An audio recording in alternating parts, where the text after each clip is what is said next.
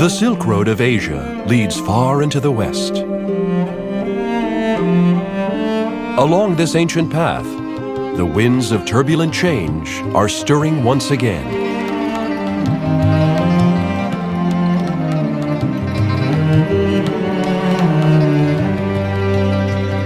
The Silk Road stretches all the way from Xi'an, China, through the Middle East to Rome, Italy. In this episode, we will take you on a journey through the Arabian Peninsula. A long time ago, frankincense, the most precious of incense, made its way across the desert along the Silk Road.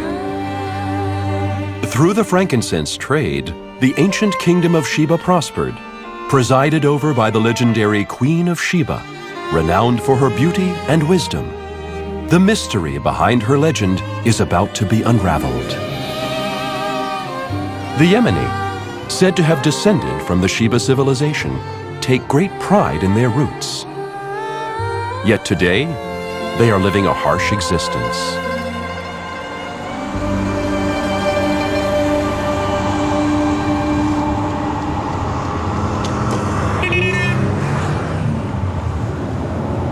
The Silk Road is also called the Incense Road in the Arabian Peninsula. First, we head for Yemen, a town established during the ancient reign of Sheba.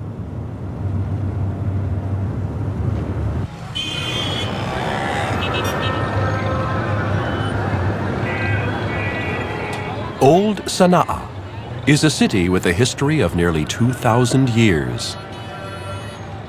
Home to the world's oldest skyscrapers, the entire town, with 5 kilometers periphery, is designated a World Heritage Site.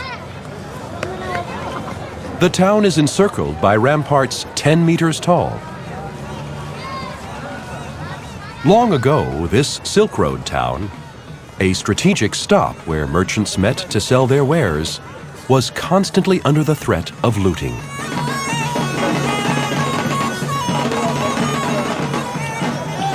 This is a war dance that has been passed down from generation to generation.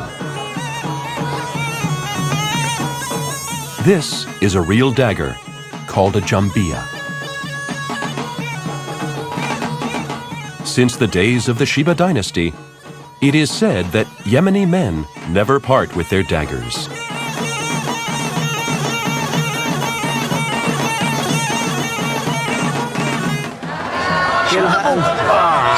وإذا بقيت معي تشعر إذا بقيت معي لا لا لا لا لا لا ممنوع ليش؟ هذا مش ممكن ليش؟ يحس نفسه ناقص من طرح جنبي تطرح جحري.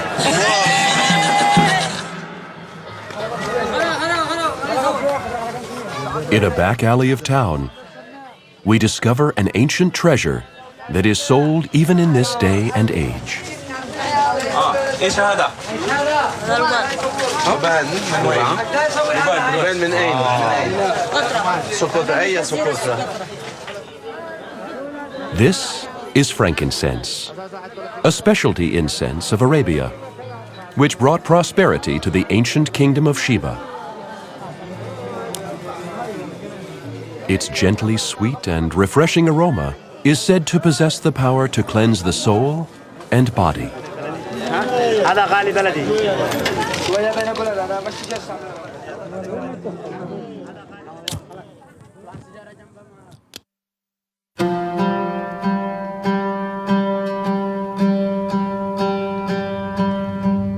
Frankincense is tapped from a special tree that grows wild in the deserts of southern Arabia. It grows only in certain regions of the world.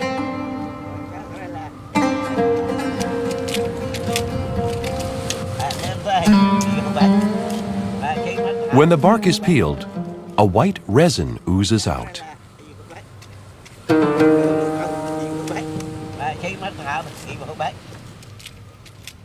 You must wait 2 weeks for the resin to naturally harden. Shining with amber brilliance, frankincense is formed. This method of harvesting frankincense was considered a secret, taught to a limited number in the days of ancient Sheba. In ancient Greece and Rome, precious frankincense, regarded as an essential item for religious rituals, was traded with equal value to gold. Frankincense was carried along the Silk Road to distant Mediterranean shores. The ancient kingdom of Sheba was founded on these riches.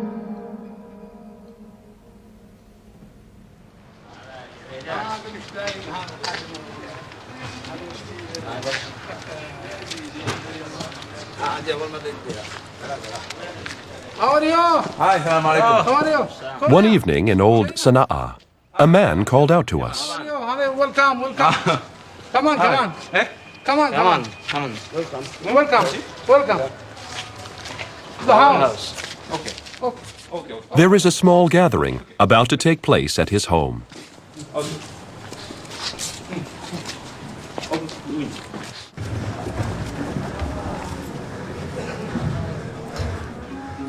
On the uppermost floor of the house, there is a large hall where people come to gather after work.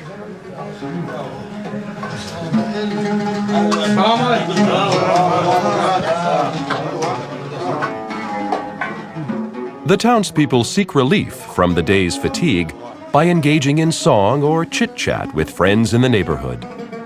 This is said to be a Yemeni tradition.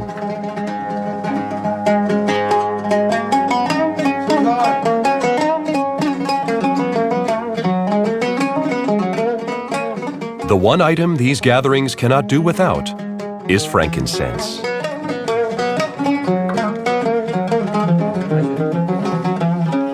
Passing around an incense burner, they take in an aroma that has not changed since ancient times.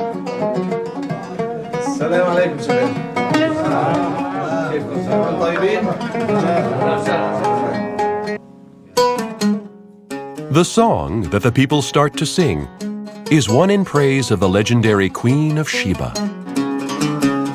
أمي أم اليمن أمي أم اليمن في داخل القلب حبك في الفؤاد استبان أم اليمن من قبل بلقيس واروع والعظيمة سباء يا كاتب التاريخ سجل بكل توضيح يا كاتب التاريخ سجل بكل توضيح انت الأصل والفصل والروح والفن يا يمن. The legendary Queen of Sheba. She is said to have held a monopoly over the frankincense trade from which an enormous kingdom was built. She was written about in both the Bible and the Quran. About 3,000 years ago, it is said that the Queen of Sheba visited King Solomon, who reigned over Jerusalem, to question his wisdom.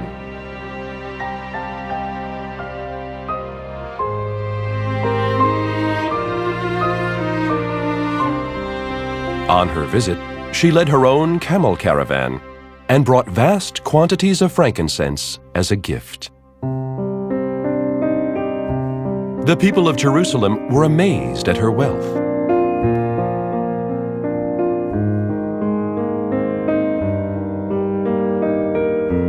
The king and queen, who grew to admire each other after engaging in a battle of wits, fell in love, and the two countries formed friendly relations.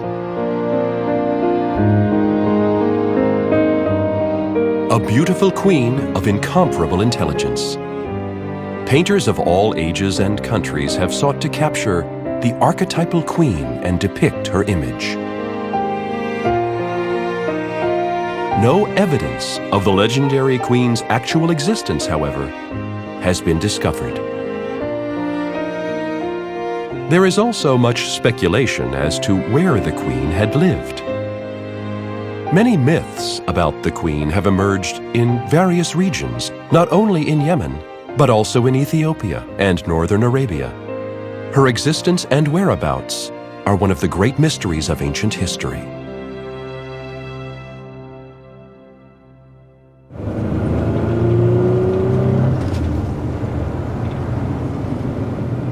"4 hours from the town of Sana'a by car. We have heard that an excavation that has attracted worldwide attention is now underway, and decide to head over to the site. We may find a clue that will unlock the mystery behind the legend of the Queen of Sheba." On site, research is being conducted in the broiling heat of nearly 50 degrees Celsius. السلام عليكم. اهلا اهلا دكتور عثمان. اهلا سهلا اهلا. This is Dr. Osman, the archaeologist heading the excavation. حضرتك دكتور عثمان؟ الدكتور عثمان. اهلا وسهلا. For 20 years, he has been searching for hard evidence to affirm Sheba's existence.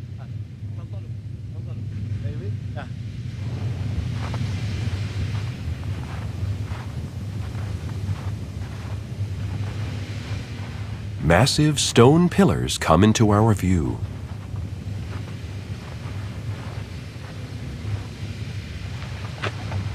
هذه 8 أعمدة، والمدخل الرئيسي المعمد. هذا معبد الملكة بلقيس، وهو معبد أوام. The Queen of Sheba is believed to have visited King Solomon about 3,000 years ago. The doctor presumes that the ruin was built around that time.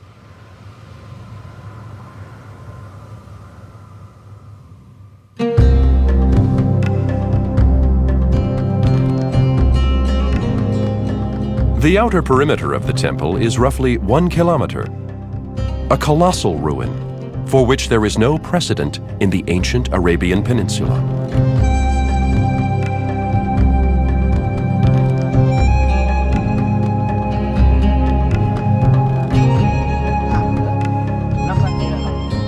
We are the first camera crew ever allowed to film inside the ruins.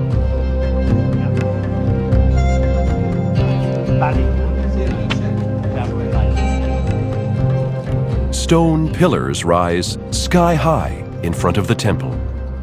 In ancient Arabia, stone structures demonstrate a deep reverence for the heavens. Given this, the temple here is believed to have been dedicated to the moon god. The images carved into the walls are of creatures rarely seen in the desert.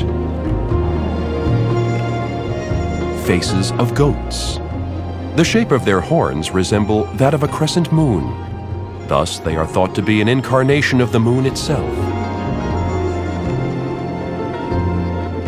The moon was of grave importance to ancient caravan merchants, as their life and death depended on it. As caravans traveled by night to avoid the heat of day, the moon acted as a guiding light. The doctor believes that the Queen of Sheba herself also traversed the desert, worshipping the moon god along with the entire nation.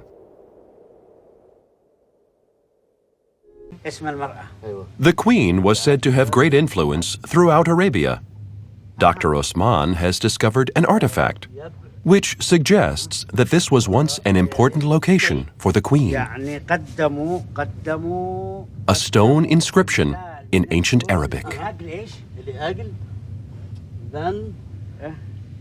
Researchers work to decrypt an alphabet that had vanished more than 1,000 years ago.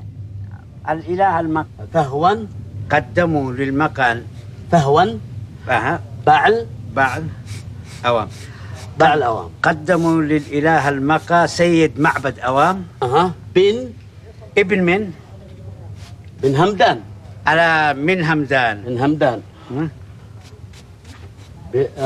بأقوال. The words chiseled on the inscription indicate that worshippers from all areas of the Silk Road gathered here.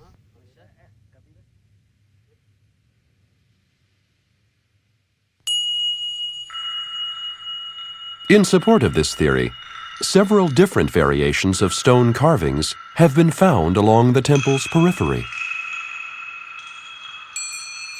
They are faces of people who had come to this holy place on a pilgrimage and lost their lives.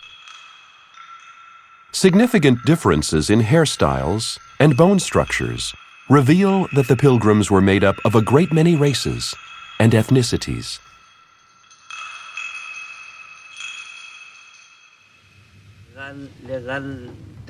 This discovery deepened Dr. Osman's belief that, in its day, the temple was once the cradle of Arab civilization and may even have been inhabited by the Queen of Sheba.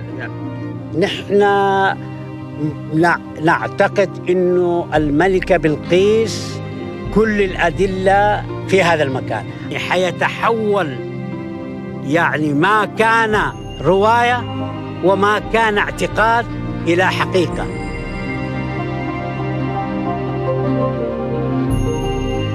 From the doctor's 20 years of research, the true identity of the temple from the Sheba dynasty, one of the mysteries of ancient history, is becoming ever clearer.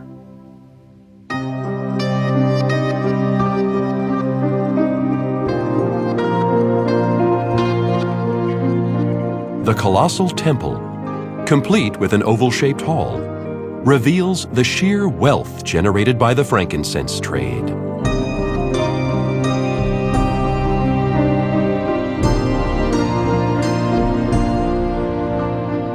Pilgrims gathered from all regions along the Silk Road, traversing the desert. The inscriptions are believed to have been offered to the moon god by merchants who traded in frankincense.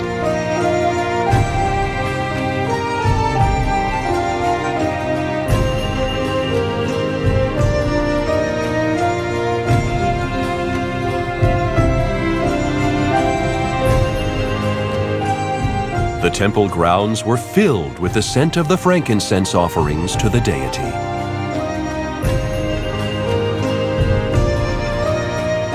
Pilgrims dedicated the inscriptions and prayed for a successful caravan and for the safety of their families.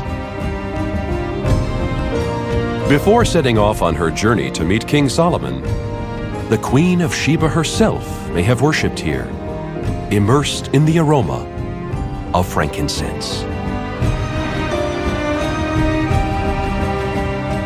The legendary temple of the Sheba dynasty. In the 7th century, frankincense trade had dramatically subsided due to the rise of Islam, which did not make use of frankincense in religious rituals, and the temple grounds were eventually engulfed in sand. With the passing of thousands of years, the resurrected temple seems to be saying something to the people of today.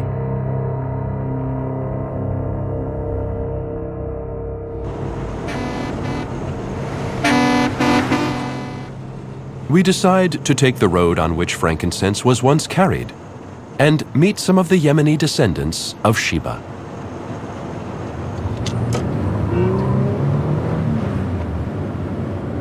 Terraced fields sprawling among the mountains come into sight. Most Yemeni live in such farming communities in the mountains.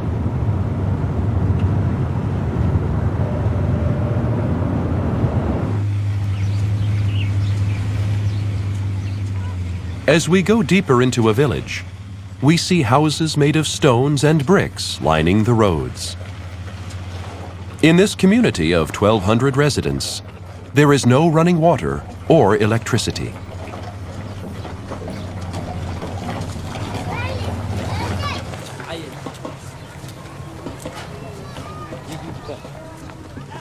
We hear the beating of drums emanating from the village square.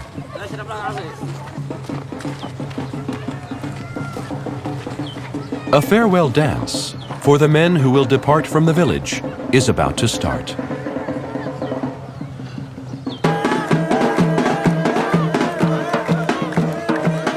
The men are all bound for neighboring oil-rich Saudi Arabia in search of work.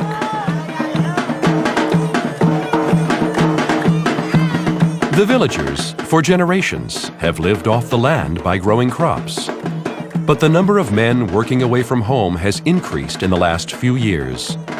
Now, about 80% of the men have left the village. The increasing number of Yemeni searching for jobs abroad reflects the harsh reality of life at home.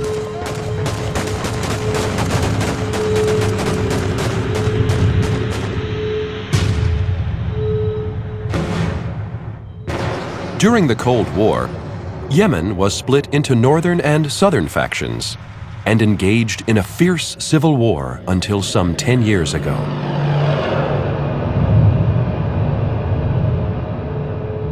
The number of casualties totaled over 100,000. Even in the war's aftermath, the nation suffers from inflation at an annual rate of 20% due to economic instability.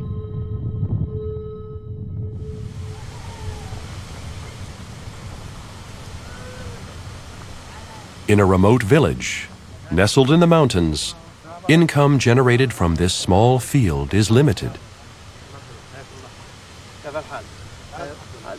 Villagers claim that they can hardly make a living under such severe inflationary conditions resulting from the civil war.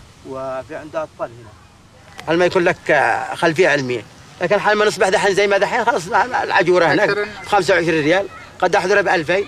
موت الحرمة هنا في الطريق وداخله ما فيش يعني الناس يشتوا هنا مثلا مراكز صحية. هذا يعود إلى سبب البطالة ومشكلة الفقر، ولذلك تجد أن كثير من اليمنيين يغادروا البلد. On this day, another man is about to leave the village in search of work. His name is Mahmoud Zaid. He is 35.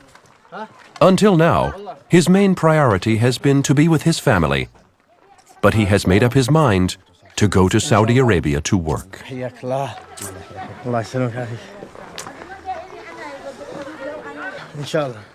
His reason for leaving home is to earn money for his children's education. His eldest son, Muhammad, is 10 years old. His dream is to become a teacher one day. Yet they have no money to put him through advanced schooling and continue his studies.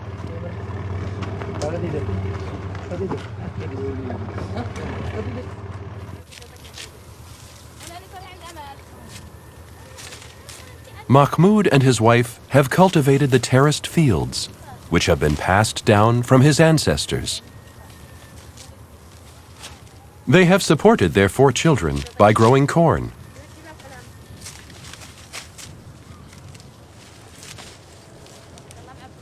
However, earlier this year, his wife was stricken by an illness. Income from farming the terraced fields did not come close to covering children's school fees and his wife's medical expenses.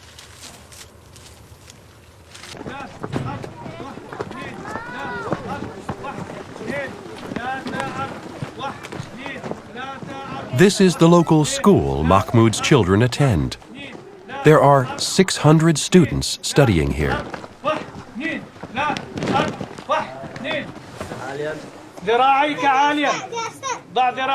The school is run by pooling funds the villagers have earned through migrant labor.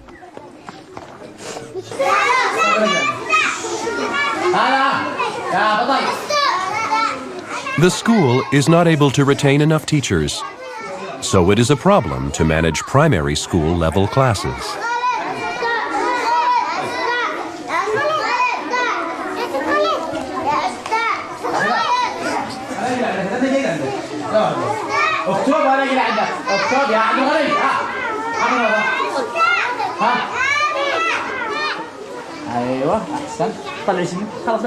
In order for Mahmoud's children to continue their studies, they must commute 2 hours by bus to a school in the city.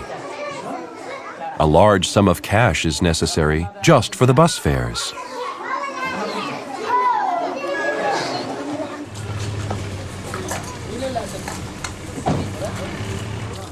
It is about time for Mahmoud's departure.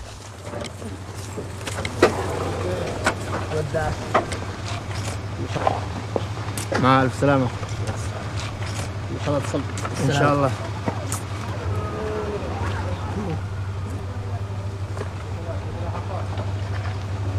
أدرسوا.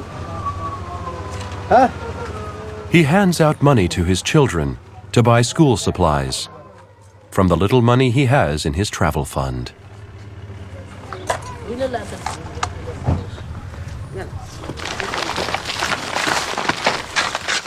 He entrusts his children to his aged parents due to his wife's illness.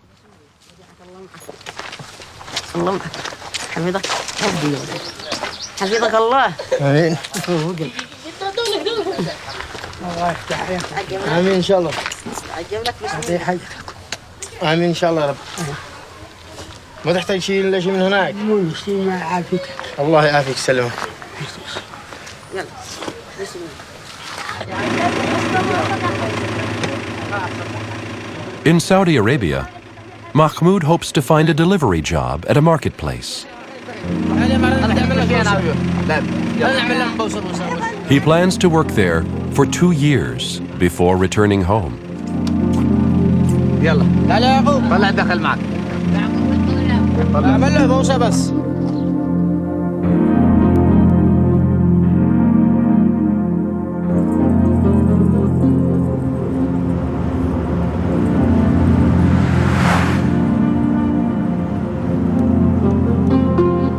ودعنا الاولاد وداعا حزينا يعني صراحه ما اقول شعور يعني حاجه يعني اجلس هناك الان اكثر من اسبوع وانا حزين.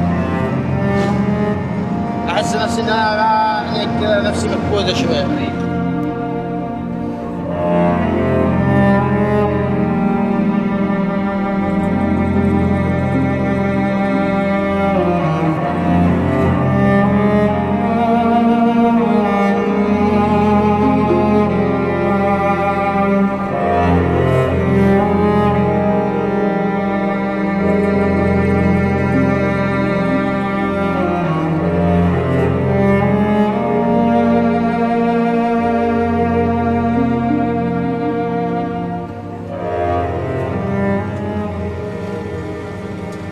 "14 hours have passed since he left his hometown. Having made several bus connections, he has arrived at the border with Saudi Arabia.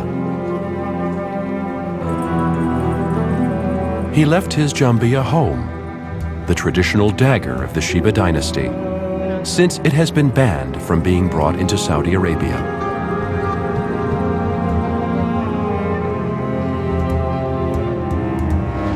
إن شاء الله نجمع على فلوسنا ونبني مستقبل إن شاء الله للأولاد، نبني لهم بيت.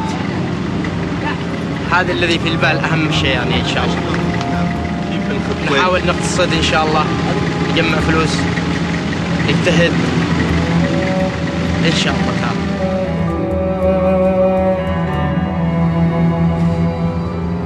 At present, there are about 500,000 Yemeni working in Saudi Arabia.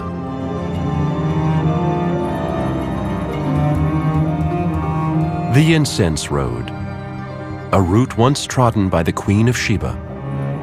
Nowadays, her descendants travel north up the same road, seeking to tap into the wealth of oil.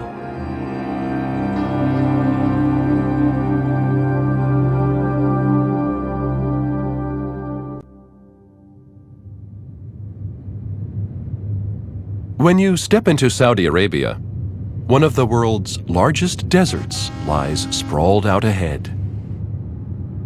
We will cross this vast desert wasteland where, long ago, frankincense caravans were said to have lost their way and cost many lives. We encounter a group of camels in the desert.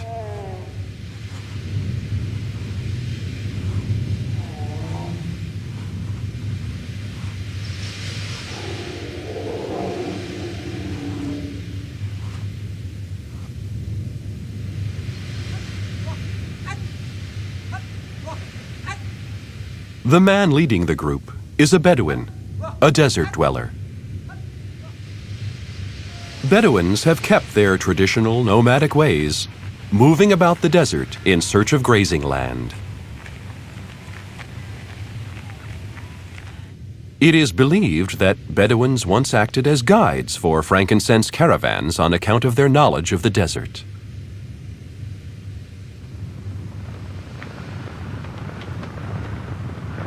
We called on the master of the camel herd.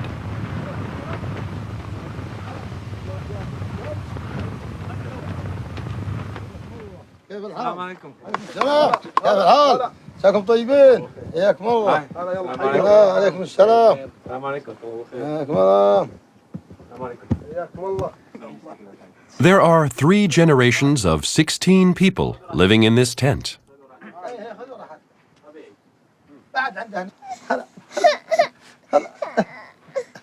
The patriarch of the family is Muhammad Asaili, age 70.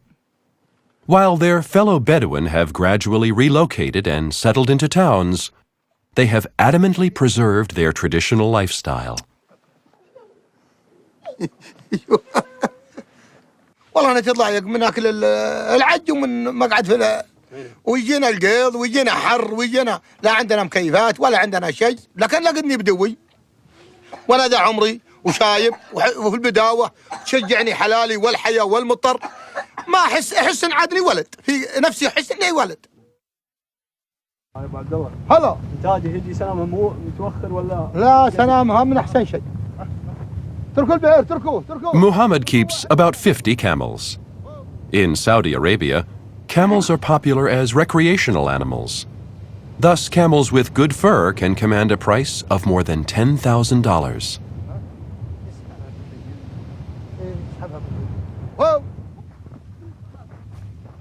There is one daily refreshment that Muhammad cannot do without: freshly squeezed camel's milk.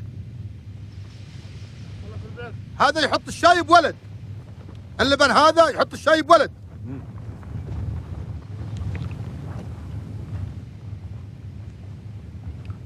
هذا لبن النوق، أنت تسمع أحلى منذوق، لبن النوق أحلى منذوق. امنحه.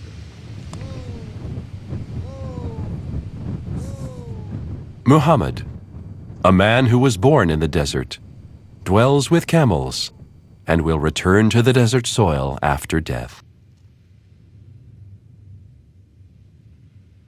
Desert tribesmen have maintained their traditional life despite the flow of modernization.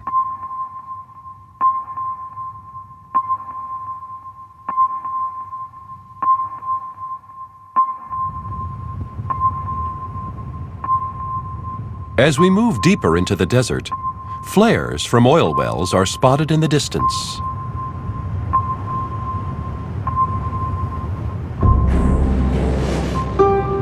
The amount of oil money flowing into Saudi Arabia, the largest oil-producing country, is about $170 billion per year. Instead of frankincense, which once brought prosperity to the Kingdom of Sheba, oil is now the prized treasure of modern Arabia.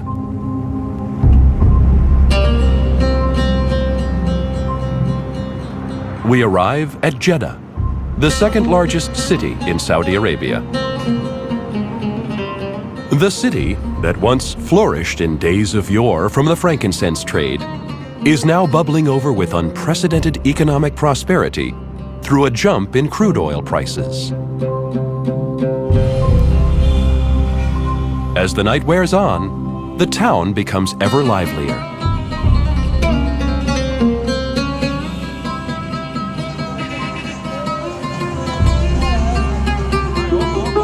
The streets are packed with young people driving luxury motor vehicles.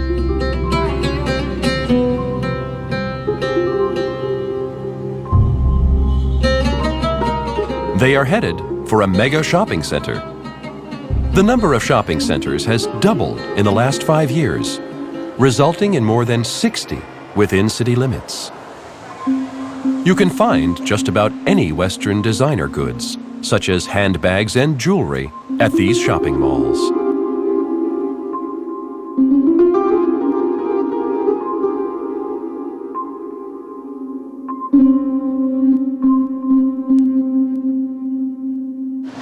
لا لا، اذا في شيء عجبني على طول اشتري، ما في يعني احدد له ميزانيه. ما يقول لك مثلا الشهر هذا لك 1000 ريال 2000 ريال، ما يقول لك. لا يغير بس على حسب، يعني الواحد ما يمشي على هواه كثير. صح ولا لا؟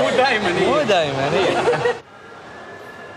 The owner of this shopping center is Abdul Ahmad Tagestani. He is called the Mall King of Jeddah because he has developed more than 20 shopping malls. كله تمام؟ تمام؟ في بضايعكم كيف؟ والله جات شيء جديد؟ والله إن شاء الله أي شيء جديد.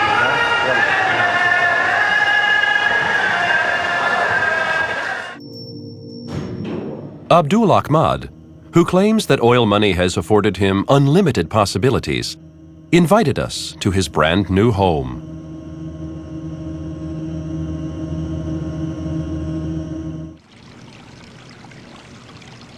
The home has 15 bedrooms and a heated pool, allegedly costing a total of $5 million to build.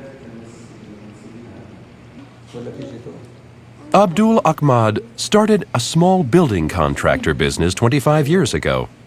The company grew rapidly as it rode out a construction spurt fueled on by the oil boom. He hit it big with the next project he got involved in, shopping mall development, which today brings in annual sales of more than $500 million. His 4 children were educated at a private English-affiliated school, and the eldest son will be studying in the U.S. later this year. أي حاجة أبغاها الحمد لله بيوفر لي إياها. يعني مثلا تقول له بابا أبغى 100 ريال، أقول يعطيك 100 ريال كذا؟ مو معقول. وهذا أبوي ولا كان منين؟ إذا سويت شيء غلط ما يديني.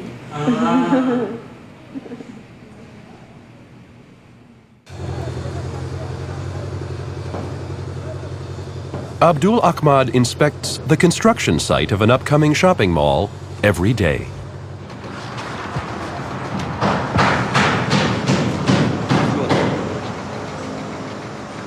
At the site, he checks the workers' productivity level.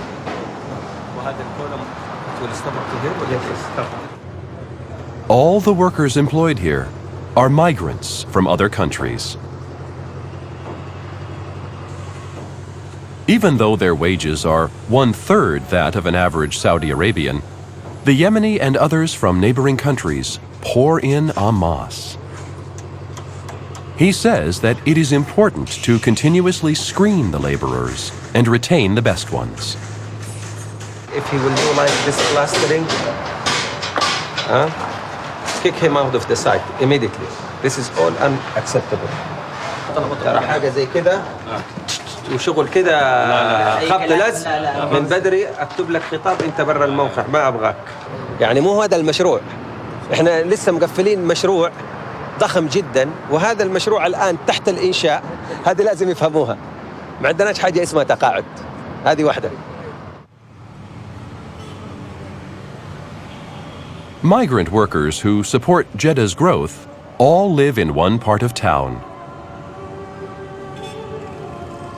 It is Old Jeddah, a town with a 1400-year history.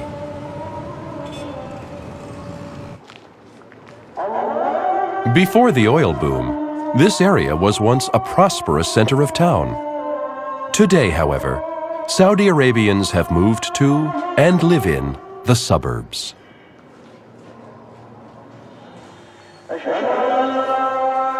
Laborers from abroad settled into the abandoned neighborhoods. Nowadays, they are said to comprise over 90% of the town's population. A girl is collecting discarded cardboard boxes.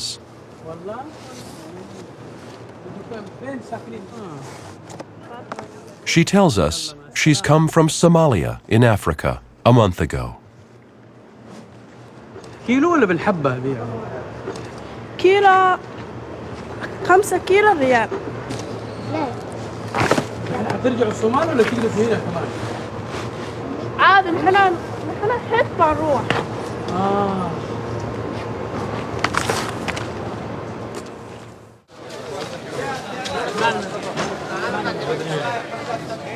we search and inquire about a Yemeni man at the market. Mahmoud, the man we met in the little mountain village, told us that in order to make money for his children's education, he would try to find work in this market. محمود قبل هو من ما قد شفته ها؟ ما هو من عندنا لانه نحن في محافظه هو محافظه. ايوه نحن محافظه لحاله محافظه بن السلاخ لحاله. تعرف اليمنيين كثيرين يعني. ايوه صح كثيرين بكثره مرة. ايوه يعني مش قليلين. الشغل مو زي اول، تعرف اول كان يمكن شويه تسهيلات كذا، الان مثلا ينقلوا الدمام، ينقلوا الطائف، ينقلوا قدة، ينقلوا بحسب المؤسسه اللي حسب المؤسسه اللي يشتغل فيها. A month has passed since Mahmoud left his remote village. In the end, there was no sign of him in this town.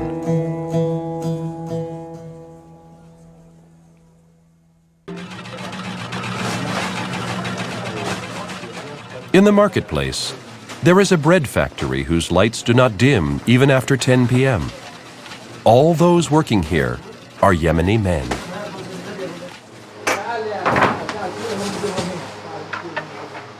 Under the Saudi boss, they work from 4 in the morning till midnight for less than $340 a month.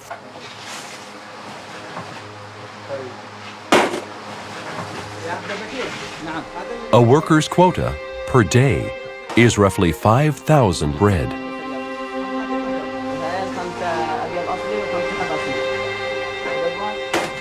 يا عبد العزيز طيب هذه ضروري ان يكون المروحه ساعتين قدامك عدو.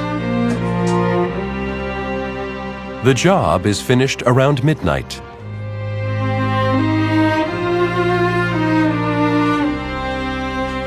Four men sleep in a tiny room without running water.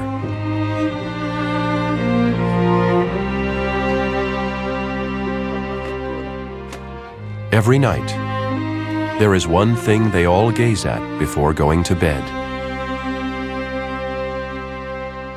These are pictures of their village in Yemen.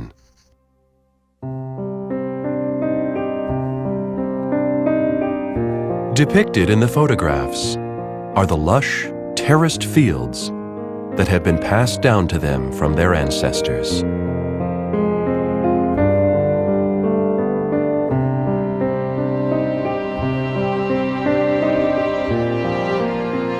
والله شعوري يعني اما اشوف البلاد ارتاح لها، بلادي ارتاح لها ونستمر على هذا.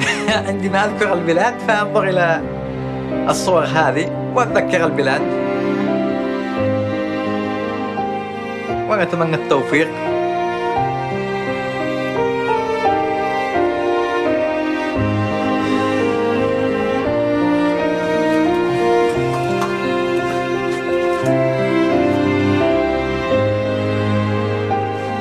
The Yemeni, who suffer the wounds of civil war, continue to work hard while living apart from their families. From the far corners of an oil boom town, the descendants of Sheba dream of the day they will return to the villages in their homeland.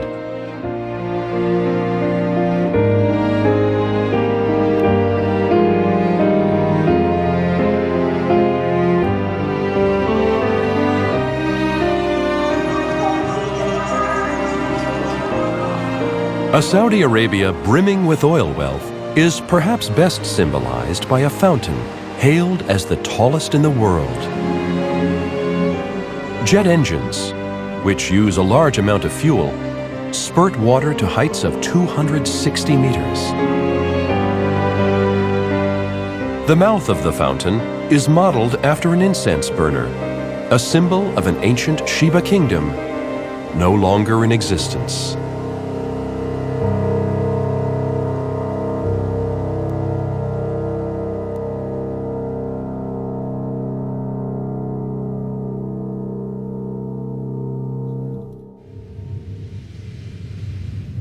At the end of our journey, we stopped off at Madain Salah, a town in northern Saudi Arabia. The town once thrived as an important stop in the trade of frankincense en route for the Mediterranean.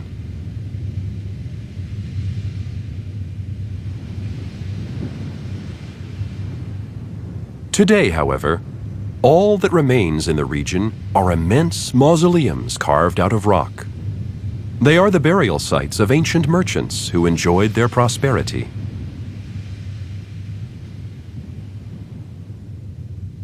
The town vanished, along with the fading of the frankincense trade.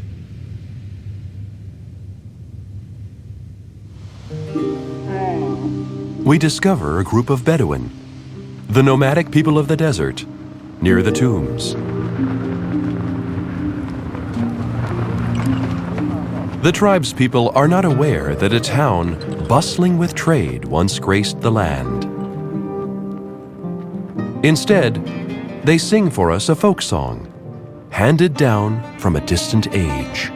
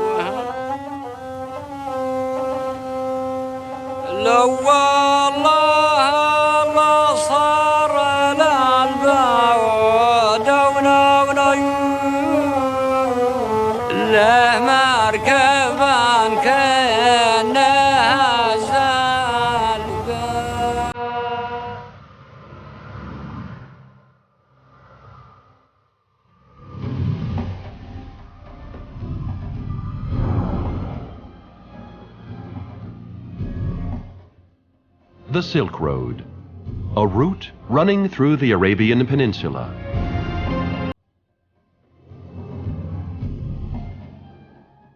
The people of the Queen of Sheba roam these roads that once transported frankincense, seeking riches from oil.